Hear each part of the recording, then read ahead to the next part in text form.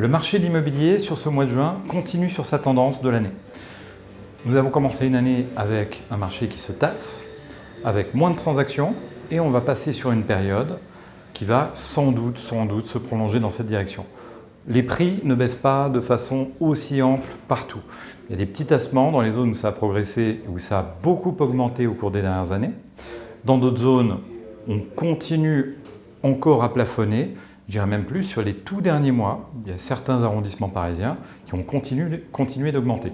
Donc on reste sur une période qui, là encore, reste assez mitigée, à insister quand même l'impact des taux actuellement, taux d'usure au niveau de la Banque de France, qui sont sur des niveaux records en termes de progression. Sur ces dernières années, on atteint aujourd'hui, au mois de juin, du 4,68, ce qui fait des taux très élevé.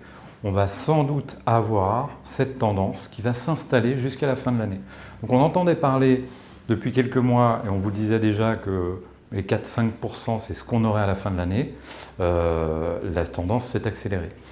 On verra pendant l'été ce que ça peut donner, parce qu'effectivement, l'avantage, on pourrait dire, est peut-être auprès des acheteurs. Attention, parce que vous avez beaucoup d'acheteurs qui achètent actuellement avec un capital, avec un apport très conséquent.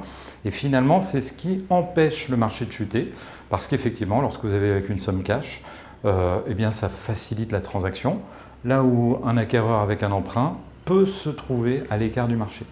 Donc c'est ce qu'on va regarder beaucoup aujourd'hui, c'est pour les primo-accédants ou pour les emprunteurs qui cherchent un gros crédit, en quelle mesure ils auront la possibilité de réaliser leur opération ou pas. Là encore, courtier ou directement auprès d'une banque, c'est un des aspects les plus importants pour acquérir un bien actuellement.